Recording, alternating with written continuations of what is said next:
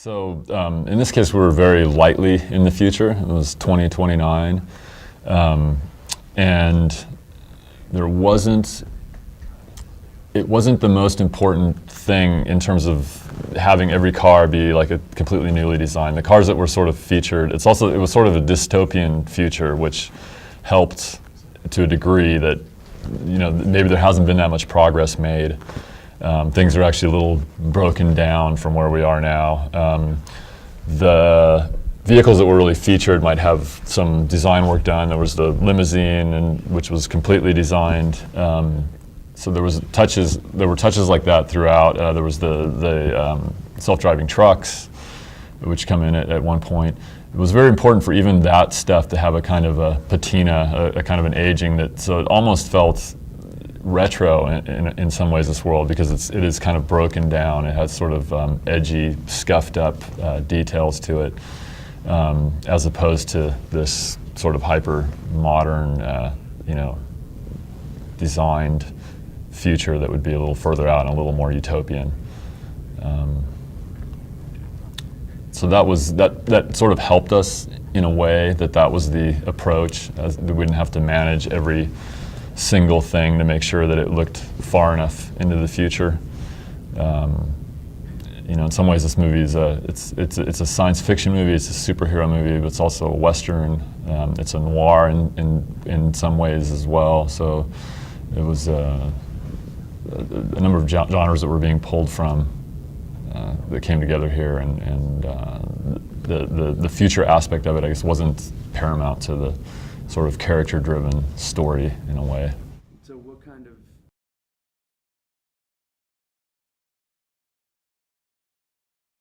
It's definitely a combination. I mean, a really good example of the production aspect of it, I think, is, for example, the design of the smelting factory where you find our heroes holed up at the beginning of the movie. That was all our production designer, Francois. We did an amazing job designing that place and giving it those kind of rough, rusty edges and creating that world. So that came directly from production, but then also with CGI and effects and everything that came in later, the design of those trucks we were talking about, even places where there was city replacements and all of that kind of stuff. It all had to have an element of grit to it, a kind of that patina. I think that a lot of the people that are doing some of the best work in VFX, that's one of the things that they pay a lot of attention to, is to sort of dirty things up. It's when things get sort of too clean and pristine that you really see the computer-generated edges, and when they're a little more scuffed up, they sit in the world better. They're more related to reality.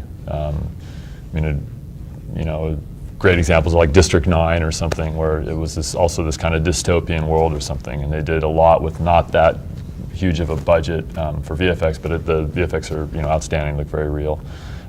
So I think that kind of approach for any movie that has a bit of CGI is a valuable one to keep in mind.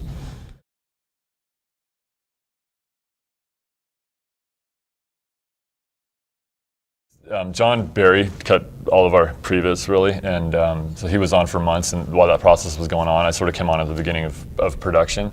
Some of that had obviously been developed, and it had been developed with concept art with the production designer. It had been developed in discussions with the VFX supervisor, Chaz Jarrett, that was the kind of approach, I think, of this world that Jim was building, that had this kind of Western flavor to it.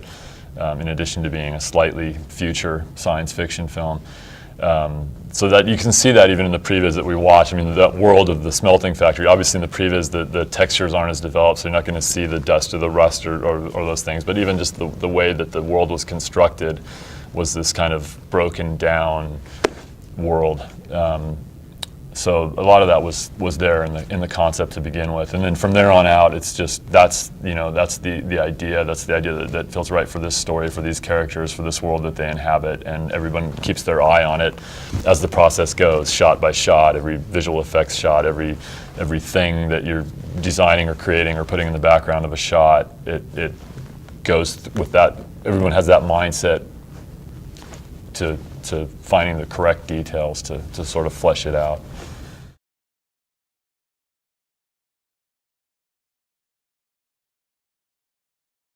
So this idea in Logan that you're pulling from different genres, you're pulling from Western, you're pulling from noir in a sense. You are slightly in the future. It's somewhat science fiction. It's a superhero movie, but it's an amalgam of all these genres in a sense that this palette of Logan comes out of. And the thing that I think unifies all of that is some of those are genres from the sort of classic period of cinema, and I think that our director is a real classicist filmmaker in a lot of ways, and it's those ideas about storytelling and the history of films that are still they all lend things to how you can best tell a story with a character-driven story, how you put someone into a character's head and see the world through their point of view, and all of those things.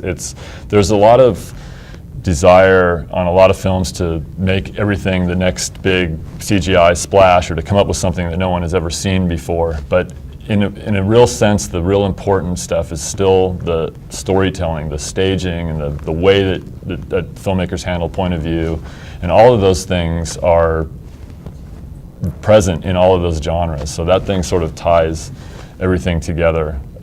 So I don't think we didn't have trouble navigating that. I mean, I think that there was this palette, this idea that Jim Mangold and Hugh Jackman and came at this project from the very beginning, that this is sort of the world they inhabit, and it's a bit of a Western, and it's got some noirish elements to it, even though it's in the future, and even though it's a superhero movie. And what it is really at the end of the day is a character-driven story, and that's the most important thing.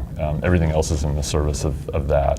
So there was no conflict in terms of different elements from different genres.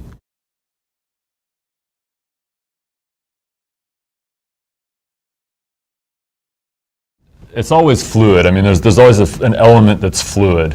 In this case, we had a director who's very good at planning how a scene's going to go together, and sometimes has a couple different plans for it, and may evolve that plan while he's shooting it. But it's not like you're just getting something where they just hose down everything and like figure something out in post. So there are, there's a design to scenes. The staging is phenomenal. So that's a big advantage.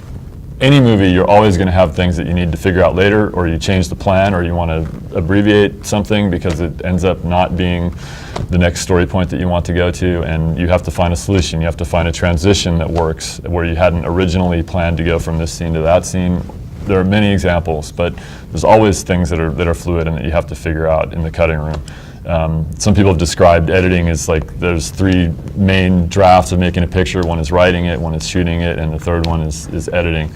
And I think to some extent that's true. I think that that's when you have all the material in front of you and you really figure out what it is that you need and what you might not, and then you have to find ways to get between those things in the most powerful storytelling way that you can.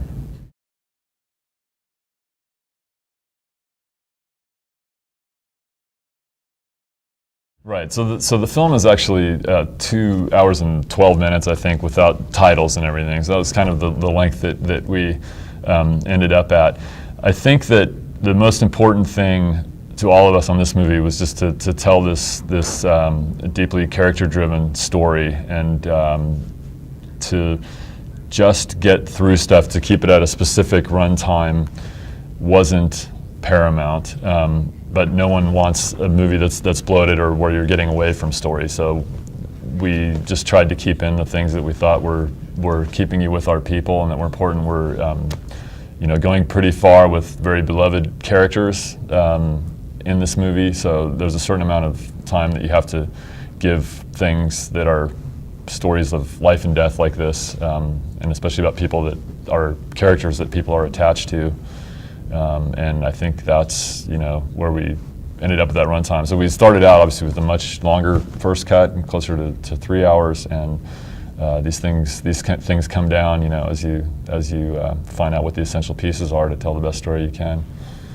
And in this case, we ended up at 2 hours and 12 minutes or something like that.